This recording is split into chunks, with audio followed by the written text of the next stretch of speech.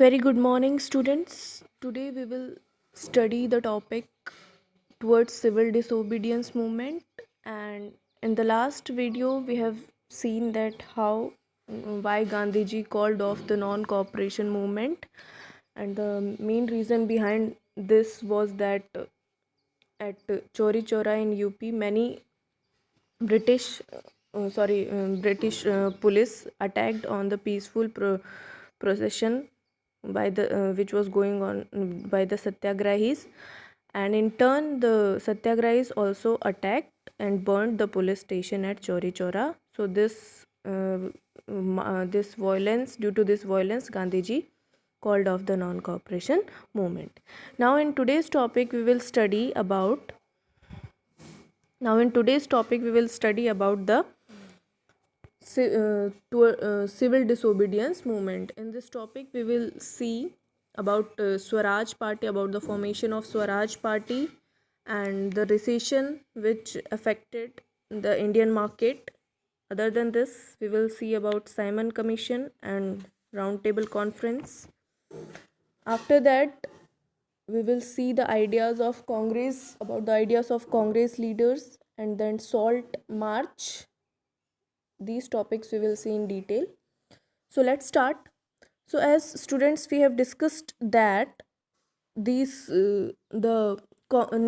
non-cooperation movement was withdrawn in February 1922, and Gandhiji felt that at many places violence is going on and satyagrahis are needed to be properly trained, because every time whenever they get chance they jump into the fight and violence is created.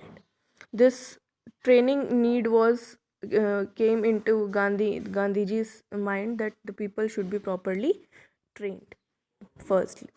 So with the Congress, some leaders were now tired of mass struggles. Congress में ये था कि leaders बहुत बड़े परेशान हो गए थे, ठीक है, हर जगह वायलेंस क्रिएट हो रही थी, और अब उनको लगा कि इलेक्शंस में पार्टिसिपेट करना ही पड़ेगा, क्योंकि एक वही सोर्स है जब हम सिस्टम में जाकर क्या कर सकते हैं, ब्रिटिश की पॉलिसीज़ को रिमूव कर सकते हैं, अपोज कर सकते हैं एक सिस्टम में जाने के बाद.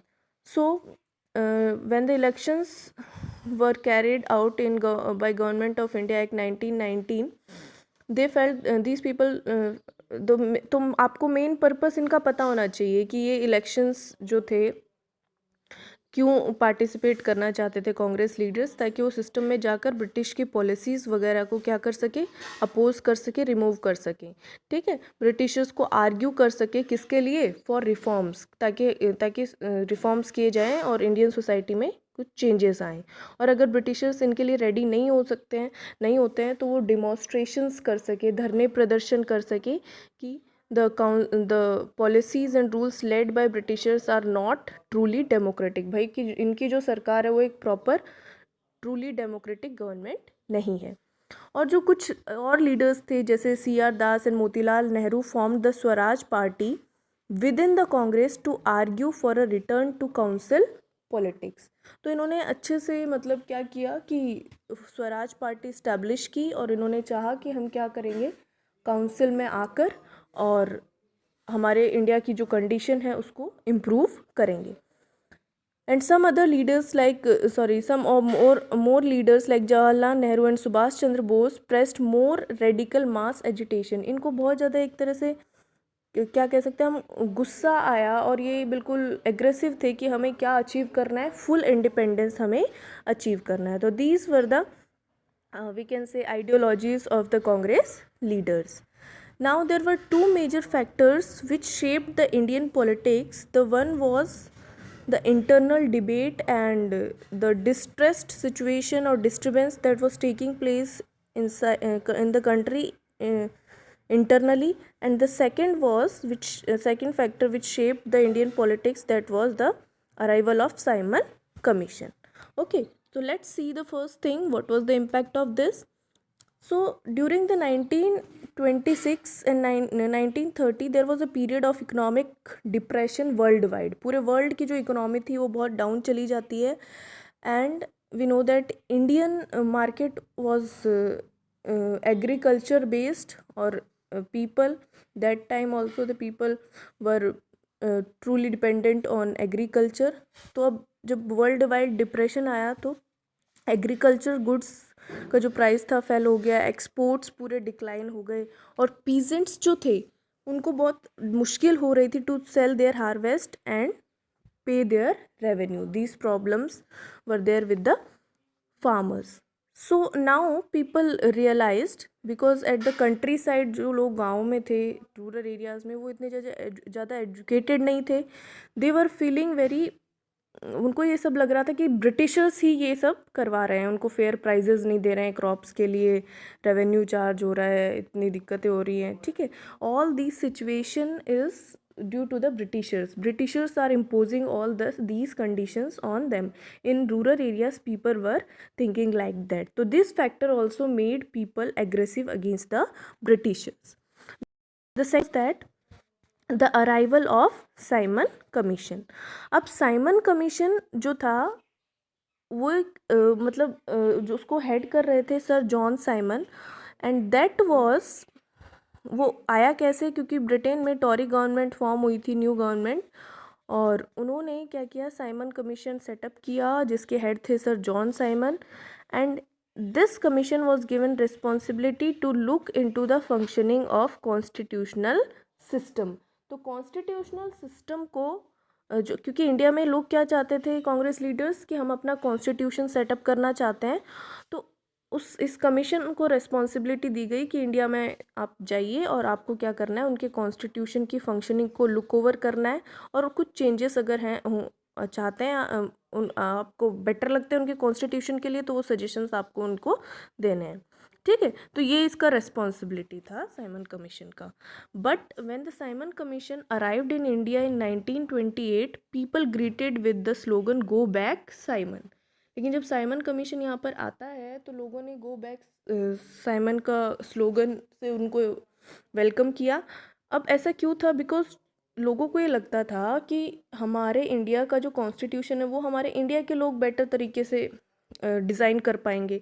ठीक है, तो दिक्कत ये थी साइमन कमीशन में, all members of that commission were British, no a single member of the Simon commission was Indian. तो उनको लगा कि ये बाहर के लोग हमारे कॉन्स्टिट्यूशन को कैसे बेटर तरीके से डिज़ाइन कर सकते हैं.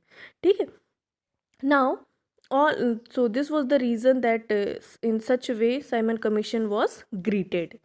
All parties including the Congress and the Muslim League participated in the demonstrations. अब इसके अगेंस्ट में, साइमन कमीशन के अगेंस्ट में जो प्रोटेस्ट डेमोस्ट्रेशन हो रहा था, इसमें कांग्रेस भी इंक्लूडेड थी, मुस्लिम लीग के मेंबर्स भी इंक्लूडेड थे. ठीक है, they were combinedly against this protest and all. So अब क्या हुआ, the viceroy during that time in India, Lord Irwin, announced in October 1929, जब उनको लगा कि ये सिचुएशन आउट ऑफ कंट्रोल हो रही है, तो उन्होंने क्या बोला कि आपको डोमिनियन स्टेटस प्रोवाइड किया जाएगा, and round table conference we will discuss about the future constitution. ठीक है, तो अब जब सिचुएशन आउट ऑफ कंट्रोल जा रही थी तो लॉर्ड इरविन सोचते हैं कैसे ना कैसे इसको हैंडल करना है, तो उनको एक थोड़ा सा रिलैक्सेशन देते हैं कि भाई आपको डोमिनियन स्टेटस प्रोवाइड किया जाएगा और सेकेंड राउंड कॉन्फ्रेंस में ऑर्गेनाइज की जाएगी जिसमें आपके फ्यूचर कॉन्स्टिट्यूशन के बारे में हम डिस्कस करेंगे. अब आपको यहाँ पे समझना होगा डोमिनियन स्टेटस का मीनिंग क्या है. डोमिनियन स्टेटस का मीनिंग है कि ठीक है, आपका कंट्री है, आप कॉन्स्टिट्यूशन बनाइए, आप गवर्नमेंट फॉर्म कीजिए, उसमें आप प्रेसिडेंट, लीडर्स वगैरह आप अपने इलेक्ट कीजिए. ठीक है, एक सिस्टम ऑफ सेल्फ रूल आप स्टैब्लिश कर सकते हैं, बट आपको ब्रिटेन के क्राउन के अंडर में रहना होगा. मतलब एक जो आउटर वे था, उस प्रोस्पेक्टिव से आप कंट्रोल में ब्रिटेन क्राउन के रहोगे. ठीक है, ये एक रूलिंग वाली, सेल्फ रूल वाली ऑटोनॉमी हम आपको प्रोवाइड कर देंगे. This was dominion status. And लेकिन प्रॉब्लम ये थी कि this did not satisfy the Congress leaders. इस चीज़ से कांग्रेस लीडर्स क्या हुए, यानी हुए सेटिस्फाई नहीं हुए. और कुछ जो लीडर्स थे कांग्रेस में, जैसे Jawaharlal Nehru, Subhash Chandra Bose, became more assertive. और धीरे धीरे जब इन्होंने इस बात को, ये बिल्कुल डिसएग्री हो गए कि नहीं नहीं ये सब नहीं है, नहीं मानना है हमें, we will we are asking for the full independence.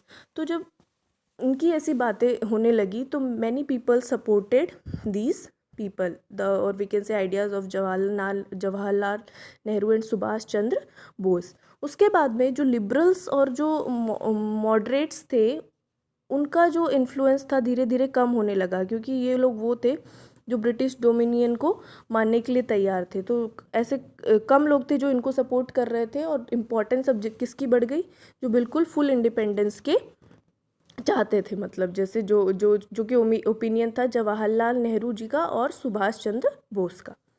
After that in दिसंबर 1929 जवाहरलाल नेहरू जब लाहौर सेशन में प्रेसिडेंट रहे तो इन्होंने अपना वहाँ पर एक ओपिनियन रखा, दैट वाज डिमांड ऑफ पूर्ण स्वराज और फुल इंडिपेंडेंस। और इन्होंने ये डिक्लेयर तक कर दिया था that in 26 January 1930 we will celebrate independence day, and when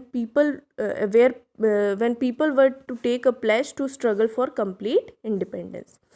लेकिन दिक्कत ये थी कि इस दिन हम फिर मतलब इंडिपेंडेंस गेन नहीं कर पाते हैं। This was the situation. तो ये सारे आइडियाज़ से गांधी जी को लगा कि अब एक मतलब क्या करते कॉन्क्रीट या मजबूत इशू को आगे अब ले जाना है। ठीक है, तो उन्होंने कैसे इसको आगे या अहेड लेकर गए, that we will see in the topic 3.1, that is the salt march and the civil disobedience movement. So before that we will discuss what kind of questions can be framed from this topic. One thing is there, you should be very clear with that who formed the